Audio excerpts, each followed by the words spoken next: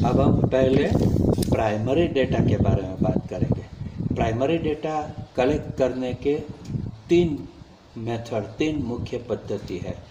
एक है direct method, दूसरी है इनडायरेक्ट मेथड और तीसरी है क्वेश्चनर मेथड। पहले हम डायरेक्ट मेथड की बात करते हैं। तो डायरेक्ट मेथड में जो प्रत्यक्ष पद्धति मानी जाती है, कही जाती है, उसमें ज़्यादा समय लगता है, ज़्यादा पैसा भी लगता है और कुछ एनर्जी भी ज़्यादा रखनी पड़ती है। सीधा हम जो यूनिट्स पॉपुलेशन में या सैंपल में उसको संपर्क करके डेटा जो कलेक्ट करते हैं उसे डायरेक्ट मेथड या प्राइमरी डेटा कहते हैं। इसमें एक फ़ायदा ये भी है कि अगर डेटा कलेक्ट करते हुए कुछ डाउट हुआ, कुछ प्रॉब्लम हुआ, तो वो भी सोल्व हो सकता है यूनिट को कुछ सप्लीमेंट्री क्वेश्चंस करके या कुछ और रास्ता निकाल के सोल्व हो सकता है। एक्स्ट्रा इन्फॉर्मेशन अगर हमें चाहिए तो वो भी इसमें पॉसिबल है।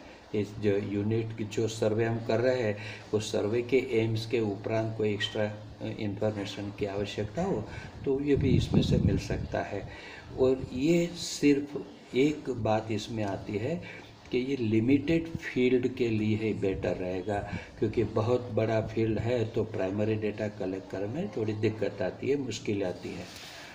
इनडायरेक्ट मेथड जो है ये तब शायद ली जाती है जब direct source can not be exits, सीधा यूनिट से संपर्क करना संभव नहीं बनता है, तब इनडायरेक्ट मेथड की बात होती है। ये जो अब हम डेटा कलेक्ट करने वाले हैं वो फील्ड अगर बहुत बड़ा लार्ज फील्ड है तो उसके लिए ये इनडायरेक्ट मेथड ठीक है। हमें जिस बात का सर्वे करना है उस बात की इन्फॉर्मेशन जिसके पास है उन लोगों से ये डेटा कलेक्ट किया जाता है। और ये इन्फॉर्मेशन शायद कॉम्प्लेक्स इन्फॉर्मेशन भी हो सकती है, क्योंकि जो व्यक्ति हमें इन्फॉर्मेशन देता है वो शायद बायस हो, एटीट्यूड उसका कुछ किसी एक बात के प्रति ज़्यादा हो, ऐसा हो सकता है। तो ये इन्फॉर्मेशन ये ऑनेस्ट ही है ऐसा हम नहीं समझ सकते, ये डिसऑनेस्ट भी हो सकता है। लिमिटेड पैसा है हमारे पास, एनर्जी भी कम है और समय भी कुछ कम है, तो ऐसी हालत में ये डेटा कलेक्ट किया जाता है। समझो अगर गवर्नमेंट ऑफ गुजरात शिक्षण के बारे में कुछ इन्फॉर्मेशन चाहती है तो शिक्षण के साथ जुड़े हुए सभी स्टूडेंट्स, पेरेंट्स या टीचर्स को नहीं मिल सकती, तो वो करते हैं स्टूडेंट्स के कुछ प्रतिनिधि, शिक्षक के कुछ प्रतिनिधि और पेरेंट्स के कुछ प्रतिनिधि से बात करके इन्फॉर्मेशन लेती है। ये इनडायरेक्ट मेथड हुई। तीसरी जो पद्धति है वो क्वेश्चनर है। क्वेश्चनर में हम जो सर्वे करने जा रहे हैं उस सर्वे से जुड़े हुए कुछ प्रश्न, कुछ क्वेश्चंस लिए जाते हैं और इस क्वेश्चंस का यूनिट से आंसर लेकर इस हमें अपना डेटा कलेक्ट करना है। क्वेश्चनर जो है उसका कुछ पॉइंट्स रहता है कि कैसे होनी चाहिए। एक तो क्वेश्चनर के ऊपर इसका नाम ज़रूर लिखना है कि कौन बना रहा है और क्यों बना रहा है। इसके साथ हर क्वेश्चनर के ऊपर कवरिंग लेटर कि हम ये इन्फॉर्मेशन इस तरह के सर्वे के लिए ले रहे हैं और आप हमें इसके बारे में इन्फॉर्मेशन दोगे, ऐसी उसमें रिक्वेस्ट रहती है।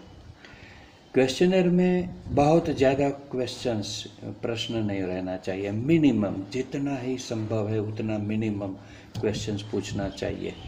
और क्वेश्चन जो है वो हम जो बात का सर्वे कर रहे हैं, जिस बात की जानकारी लेने जा रहे हैं उसी से जुड़े हुए ही क्वेश्चंस रहने चाहिए। सो consistent questions should consistent with purpose of the survey. Question सब सिंपल और इजी होने चाहिए ताकि जो आंसर दे रहा है व्यक्ति या यूनिट उसको कोई दिक्कत ना हो।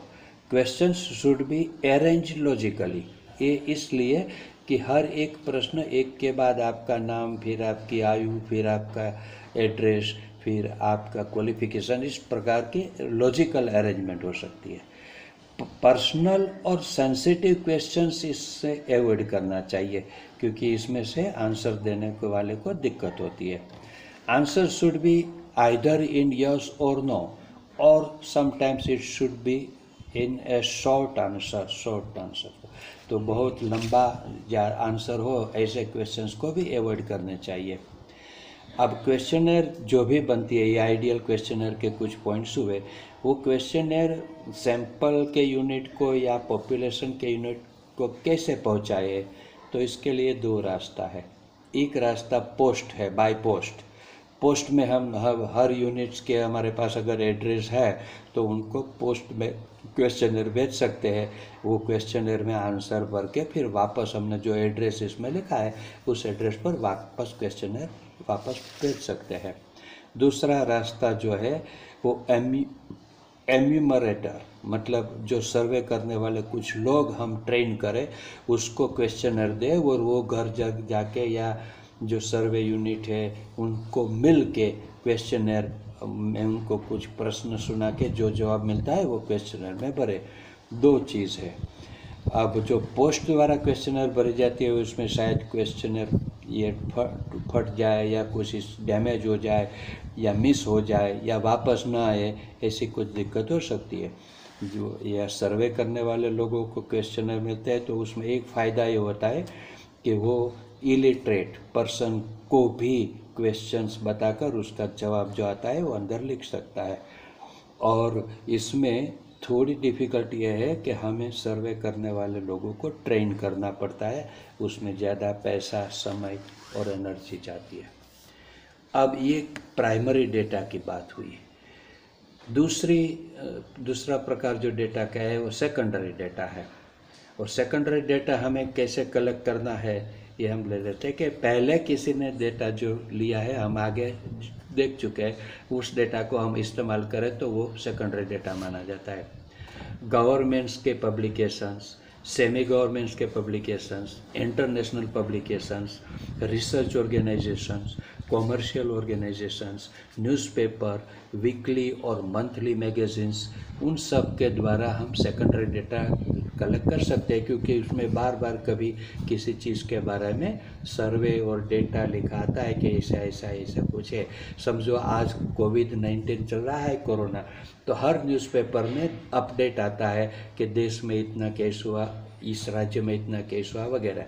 तो इसका इस्तेमाल हम अगर करते हैं तो वो सेकेंडरी डेटा माना जाता है। अब इस सेकेंडरी डेटा को इस्तेमाल करते वक्त 3-4 पॉइंट का ख्याल रखना है। एक, रिलायबिलिटी ऑफ डेटा कितना रिलायबल है, किसी ने ऐसे ही ठोक ठाक करके नहीं लिया है लेकिन अच्छी तरह से सर्वे करके लिया है, ये देखना चाहिए। कनेक्टेड विथ स्टडी, हम जो स्टडी करने चाहते हैं उसके साथ ये डेटा कनेक्टेड है, ये भी हमें देखना चाहिए। Should not be too old, बहुत सा समय पहले का डेटा हो तो ये अभी ये कोई ये नहीं रखता है, तो उसको भी हमें अवॉइड करना चाहिए।